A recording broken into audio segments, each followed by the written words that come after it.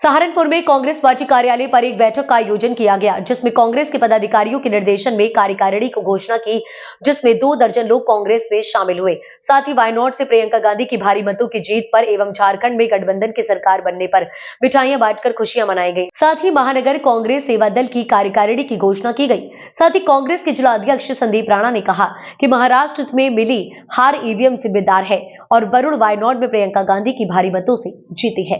किसी ने अब तक ऐसी जीत हासिल नहीं की। पूर्व विधायक सुरेंद्र कपिल ने कहा कि महाराष्ट्र में लोकतंत्र की हत्या की गई है, जब वहां पर खुले रूप से चुनाव आचार संहिता का उल्लंघन किया गया, लेकिन चुनाव आयोग पूरी तरह खामोश रहा। उन्होंने कहा कि मोदी और अमित शाह की लहर का जादू जब महाराष्ट्र में चला तो झारखंड में क्यों नहीं चला। देखिए, महाराष्ट्र की सबसे बड़ी तो बात यह है कि चुनाव आयोग आंख बंद किए हुए बैठा है। वहाँ ज़्यादा प्रभाव देना बैंक का हुआ है।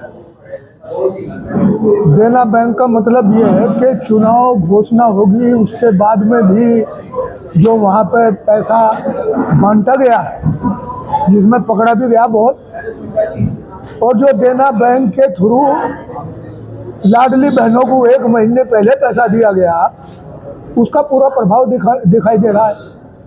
क्योंकि चुनाव का जो रुख था वो स्पष्ट था सबके सामने। वो चाहे मीडिया था, चाहे सोशल वर्कर थे, सबके मुकाबले में थी, मतलब टक्कर के मुकाबला था। लेकिन अंत में वो जो पैसा बटा है और जिसमें पकड़े भी गए हैं, तावड़े साहब को किसी ने कोई मुकदमा उन पर दायर नहीं किया, किसी ने उनके खिलाफ पार्टी के कार्रवाई नहीं की गई, तो उसका सारा असर पड़ा है उस बात का। लोगों को ये दिखाई देगा कि भाई यहाँ तो चुनाव आयोग भी इनके साथ में लगा हुआ, तो जो न्यूट्रल आदमी होते हैं उनका भी रुख उधर ही हो गया। ये सारा कारण वहाँ रहे हैं जिसकी वजह से हुआ। और दूसरा सबसे बड़ी एक बात ये रही, चाहे उत्तर प्रदेश के चुनाव है या कहीं भी है, जहाँ जो सत्ता में था उस सत्ता वालों को जनता ने ज्यादा सहयोग दिया, जो न्यूट्रल टाइप आदमी है। और उसका आपको दिख रहा है, यहाँ उत्तर प्रदेश में भी दिख रहा, बिहार में भी दिख रहा। हालांकि दूसरों को मिले, हमें एक और सीट मिली लोकसभा की, लेकिन जो महत्वपूर्ण हमारा रहा है, अब इसका ये उत्तर है कि वही अमित शाह और वही हमारे मोदी जी वो लगे रहे अपनी सारी कैबिनेट के साथ में महाराष्ट्र में, और वही सारे के सारे लगे रहे जाकर के झारखंड में। तो झारखंड में क्यों धराशायी हो गए वो? अगर उनकी नीतियों को ही वोट होती तो झारखंड में क्यों धराशायी हो गए? क्या करेंगे?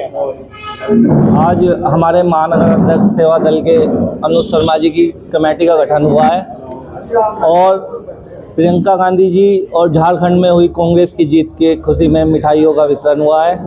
और हमारे परिवार में आए सभी साथी जो नए जुड़े हैं उन्हें पदाधिकारी बनाया गया है और सभी कांग्रेसियों में खुशी की लहर है। हमारे झारखंड में सरकार बनने जा रही है और प्रियंका जी बहुत भारी मतों से जीती है। इस खुशी में सभी कांग्रेस जनों ने इकट्ठे होकर खुशी का इजहार किया है।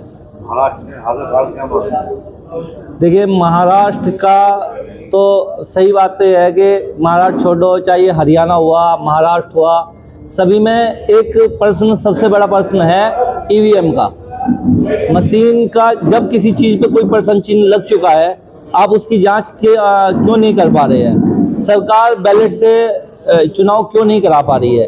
हम मानते हैं जहां हमारा